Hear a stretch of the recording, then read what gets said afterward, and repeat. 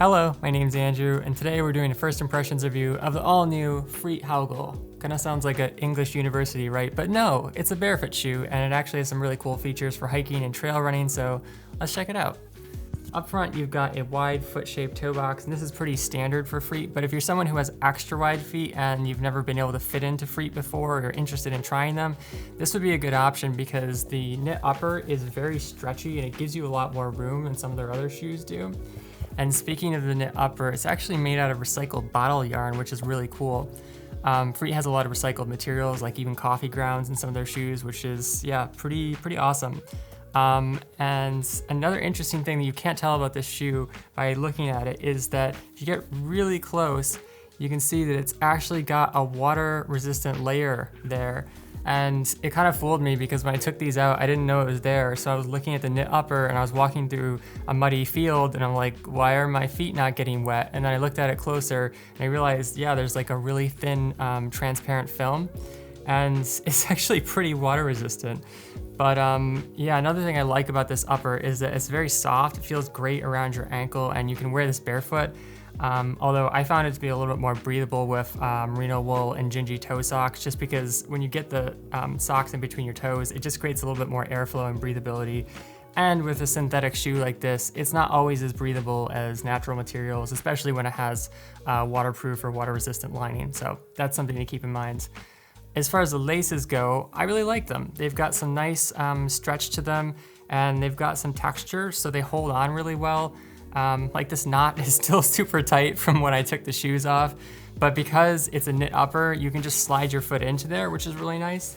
I did find, however, I think I ordered maybe a size too big. I usually get either a 44 or 45. I went with the 45 and I found that I had a little bit of extra room in the toe. And part of that is just because the upper is so stretchy, so I'd probably recommend going either if you're lower size that you usually get, or maybe even down a size if you want something really snug, because there's a lot of room here and there's nothing really to restrict your toes. But anyways, when I put the shoe on without the insert, usually I wear my barefoot shoes without the insert because I just like the ground feel, you know, but the material in here, I found it to be quite slippery. And so this is actually one shoe where I really wouldn't recommend wearing it without the insole. But when you put the insole in there, it's so thin and it doesn't really affect the shoe at all, which is great. And part of that is because it's perforated here with these large holes, and then it's got kind of a meshy material. So this is a really excellent shoe for wet, muddy conditions. And if you do get water leaking into the shoe, then this kind of keeps your foot off of the bottom of the shoe where it can pool. So that's a really great feature. It's also nice for breathability. I found the bottle yarn on the bottom of my foot where my foot's just kind of pressing into the material. There just wasn't anywhere for the perspiration to go, so this insole is really nice. And then a third reason why I actually like the insole is because of the sole in this shoe. It's a 6mm sole and it's very beefy, as you can see. So it's really great for boulders and rocks and gravel and anything where your feet can get really beat up, you know, more aggressive type terrain. But you can feel these when you don't have the insole in. So just adding this little bit of foam, just tiny bit, actually helps a lot. And I'll show you how the shoe flexes. So yeah, extremely flexible, which is great because actually the sole part is very thin, even though the lugs are thicker. So you get a ton of flexibility. So it's actually a really great trail running shoe. And there is some room in there. But anyways, so that's the horizontal flex. And then yeah, look at that thing. You can twist it completely. And if we put the insole in, it really doesn't impact the feel of the shoe that much, which is great. And I think part of it, like I said, is just because of the holes in there, but check it out. You can still do a full twist with the insole in there. So yeah, I really like that. I think this is a great insole from FREET. Some other features that I really like, it has a little bit more space, even though the lugs are thicker. So it's kind of a hybrid tread. Like, I probably wouldn't use this on road, at least for longer mileages, because the lugs are a little bit thick and they're probably gonna start hurting after a while if you're just going on monotonous pavement over and over and over again. But if you're going on rocks or anything like that, it's gonna be great. And then if you go on mud, like muddy hills, there's also a lot of space in between the lugs for the shoe to grip when you're going up and down hills, so that's really nice as well. Obviously, when you have thicker lugs like this, it's not gonna feel, you're not gonna get as much ground feel as a thinner shoe, but you know, it offers a lot of protection and it's pretty unique, you know, because I literally have never seen a shoe like this where you have a super tough tread that's also really flexible, but then you have like a fly knit upper. It's like, what the heck? I don't know where FREET got the idea to make this shoe, but yeah, it's pretty cool. In terms of alternatives, there kind of aren't any because it's such a unique shoe, but the closest thing would probably be the Vivo Barefoot Primus Trail All-Weather FG. It's a mouthful, but it also has a water-resistant upper, and I would say the upper is just a little bit more tough overall versus the fly knit upper, which, you know, this can catch on sticks and like rose thorns and stuff like that. So that's just something to keep in mind. There are always trade-offs with shoes. You know, if you have something lighter and more comfortable, it may not be as durable. So, you know, if you're on a run, it's just something that you want to pay attention to, versus if you're on or with a tougher upper like this, you don't have to pay as much attention.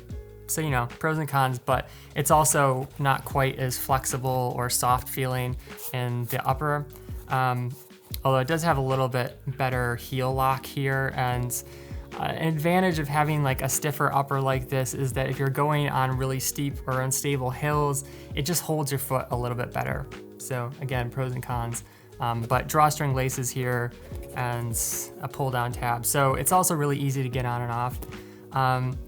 It has a 5.5 millimeter sole, so it's a little bit thinner, but it's kind of, yeah, it's like a medium flexibility, where this one actually has a ton of flexibility but then has thicker lugs. So it's just a bit of a different feel. And the firm ground is definitely a little bit better for firm ground, but again, it's kind of a hybrid sole like the FREET, where it's flat enough where you can use it on hard surfaces, and there's enough space where you can use it on soft as well. But yeah, this is probably a little bit tougher for like super rocky, sharp terrain, and then the upper is probably just a little bit more protective for the Primus Trail.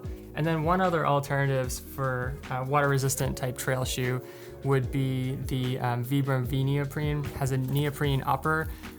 So it's a little bit water resistant, but it's kind of like a wetsuit. You know, it'll hug your toes and your foot and keep you warm in colder conditions, even though it's not completely blocking the water out. Obviously the toes here, and this is actually getting towards extra wide, like FREET. And Vivo, this shoe, the Primus Trail, is a little bit more medium. You can see it's a little more pointy versus the other two. And then the V-neoprene just has kind of a flattish sole. So this is better for either dry or more flat terrain. Like I wouldn't take it on super aggressive hills because there's just not enough grip there, but this is definitely my favorite in terms of flexibility. Probably the FREET HOWGILL would come second, and then Vivo Barefoot would come third in terms of flexibility. But all of them are great for trail running and hiking. Just depends on what sole you need and what kind of upper you like to feel. Definitely really flexible upper here, as well as the HOWGILL, and then Vivo Barefoot is, you know, a little bit more protective. So those are my thoughts on water-resistant barefoot trail shoes, but if you want to support the channel, you can shop with the referral links down below, or use the code FOLTS10 with FREET to get 10% off. Also, you can browse more styles at my website, barefootwear.org, or watch my zero drop transition video to learn more about barefooting. Finally, if you have questions about the FREET HOWGILL or about barefoot shoes in general, let me know in the comments. Thanks for watching, catch you next time, peace.